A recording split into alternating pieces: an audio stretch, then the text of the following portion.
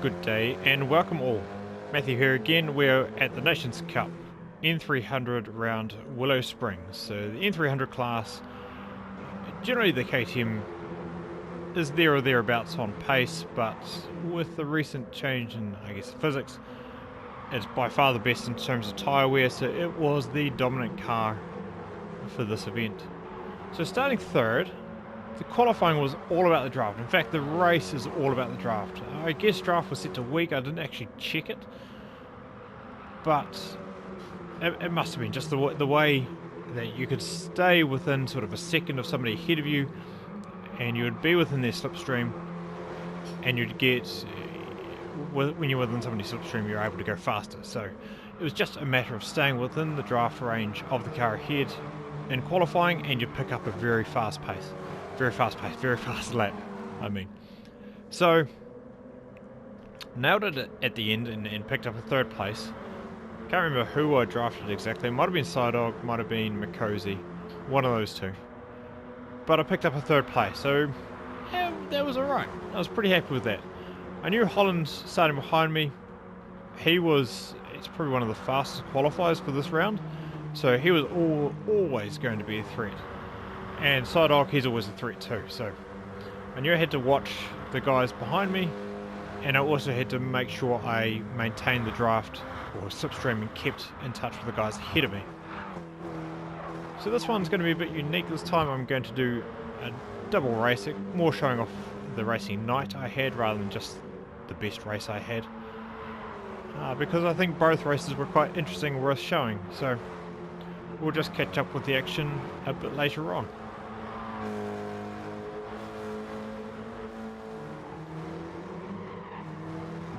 So very early on, Holland got past Sidog and Adam got past Mikosi for the lead. And then this was the first real action where Sidog goes a little bit wide through the fast left-hander, catches the slide, it overcorrects him, and he bumps Noble off, picks up a 5-second penalty in the process, which is a bit of a shame. That puts Noble about 2 or 3 seconds, I think 2 seconds behind myself, or Holland at the time. And so that really created the separation between the top four. I think it was Adam, Mikosi, myself and Holland, and then the rest of the field. At the same time, Holland was on a bit of a charge, so you see him in my draft here. I didn't think he was actually going to manage this, but he does a absolutely brilliant overtake on me. I break at my usual point and he goes way up the inside. I saw it coming and I expected him to sail on by and off the track, and he managed to pull it up beautifully. I couldn't believe it at the time, and took third place off me. It was a great move, incredible move. Actually, I was super impressed. I guess I was probably still shocked by this corner that he'd still done it and pulled it up so cleanly. It was really good. I wasn't overly concerned though. It was just really a matter of holding on to the draft of the guys ahead, and hopefully some fireworks were going to happen, because Holland and Mikosi are quite aggressive drivers, and when they come together, things can happen. So I was hoping something would happen between these two. Lap 4, heading into lap 5, Holland gets a good draft on Mikosi, who in turn got a good draft on Adam. Holland looks to go through the inside, which he does quite successfully, hangs it a bit wide, gets it a bit sideways getting back on the track, but does maintain the inside for the long right-hander, and if you're hanging around the outside, it's very difficult to overtake. That created a small opportunity for me. I had a look on the inside, but Mikosi did cover me off, took the inside line back and prevented me from getting past. So Holland with a nice pass through Mikosi, and with his speed I just thought he was going to catch up to Adam and be into the lead pretty quick. So rejoining lap 6, Holland's caught up to Adam and is in a great position to overtake, gets a good slipstream off the back of Adam's car, gives him a bit of a tap. I don't know if it put the car sideways or something, but he ends up catching a bit of a slide, overcorrects, and he is off into the middle of the desert. So that really put Holland out of the race for the top positions, and leaves myself, Makosi and Adam battling for the podium, and what order that would be. A couple of laps later on, Makosi has a good run on Adam out of the last corner, grabs his draft, goes up the outside of him, tries to go around the outside, gets a small bump from Adam. It wasn't really Adam's fault, Nick turned in on him. Gives me an opportunity to have a look. I look to go around the outside, there's no point there. The door opens on the inside a little bit, but Makosi covers it off and we all remain sort of status quo. Flash lights at me, I assume a thank you for not trying to dive up the inside. I decided not to go around the outside because it's so much longer, it's never going to stick unless you have that much more speed over the opponent. And so I had a look to the inside, I put on the brakes a bit more, tried to have a look on the inside, but that wasn't really an option. He didn't go too deep into the corner, he sort of stuck to the middle of the track and then pulled it back to the inside, so the room wasn't there, so I left it for another lap. So on to the last lap now. We've pretty much stayed status quo. Nick's drafting Adam, I'm drafting Nick, and we just cannot get past each other. Adam's doing a good job staying out in front. Once again, getting close, you just cannot see the apex of the left-hander through there because you're just covered in dust. It is a real pain, but you get a good feel for it after doing it for 7 or 8 laps, so not too big of a deal on the last one. Adam does seem to get a good run, or Nick seems to get a good run on Adam. Adam appears to weave to avoid the draft. I guess he knew he had a poorer run off that corner. And Nick does a last minute dive up the inside of him and taps him wide. I unfortunately get a bit of a slide on, so I could not capitalise on their bump and take 1 or 2 positions off them.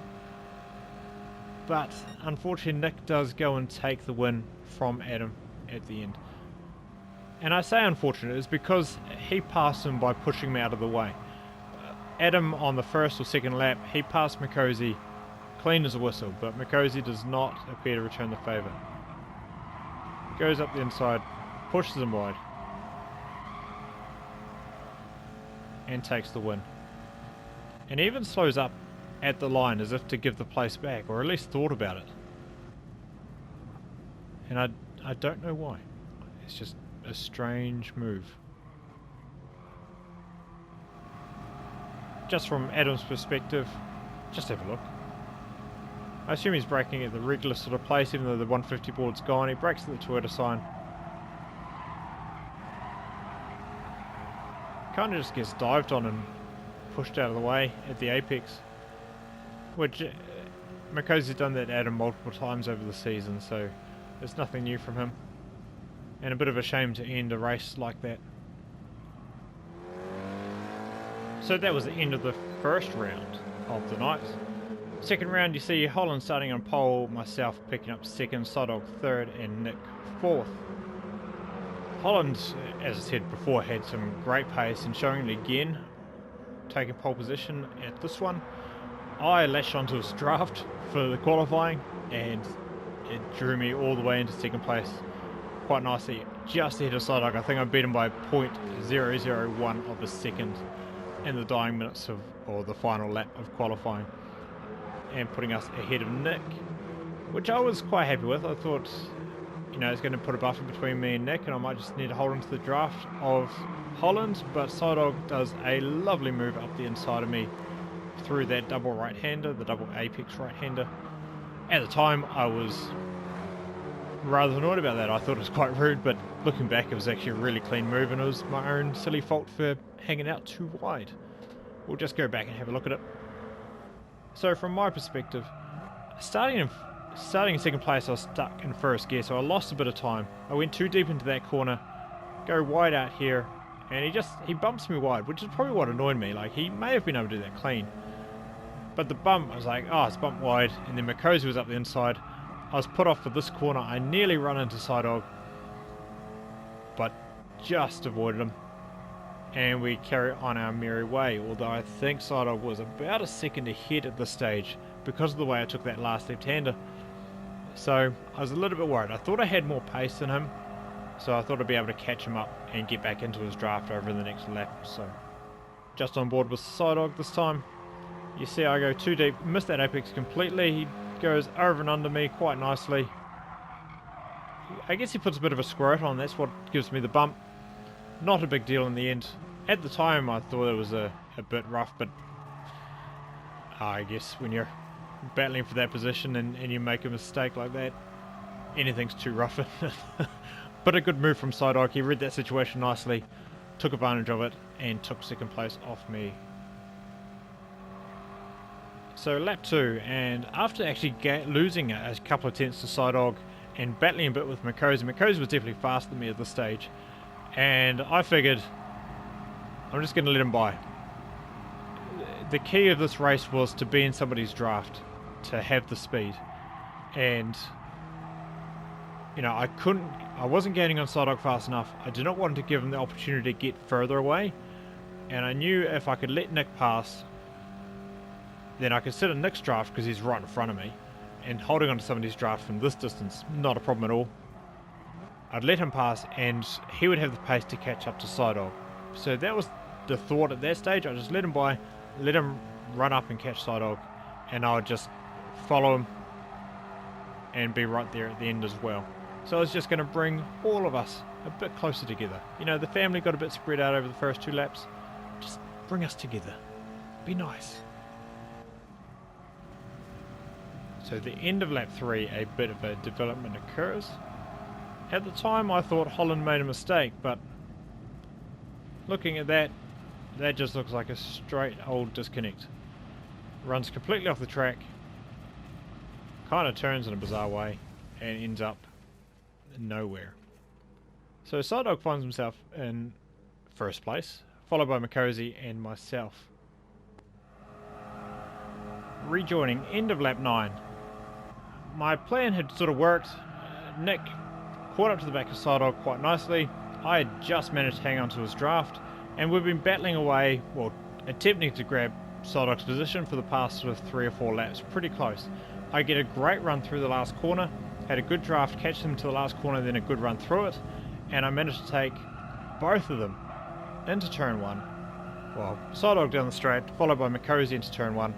Mikosi runs wide, and Psydog goes around the outside of him through here, through the long right hand of turn 2. I see Psydog coming at a great rate of knots, so I just run the car a bit wide to prevent him from going past me, and he goes too wide and off into the gravel. So it's just left with me and Mikosi, and Psydog falling back a little bit. I guess with dirty tyres, he's got less grip through these corners, which is where it's probably the most important around this track, and falls back to about a second behind Mikosi, basically putting him on the edge of the draft effect. So 1 lap to go, and myself followed by Mikosi. On to the last lap, Mikosi got past me down the start-finish straight. He got a good run out of the last corner, drafted me, and overtook me going into turn 1. So it was just a matter of me holding on to his draft and trying to get as good of a run at any point as I could. I had an excellent run out of that left-hander, and I get a good run in his draft. I was hoping he'd open the door for me down here, which he strangely enough does, so I take the opportunity, then goes to close it. At that stage I was already kind of there. I do give him a tap and slip on by to take the win away from Mikosi for race 2. So I couldn't quite believe it. I was surprised he moved, because you see me position the rear view. This is on Mikosi's view. I go to the outside, I try to hug the inside. He kind of opens the door and then decides to go to the right to close it. At which stage I was already kind of committed, and he just closed the door on my front wheels, causing the collision.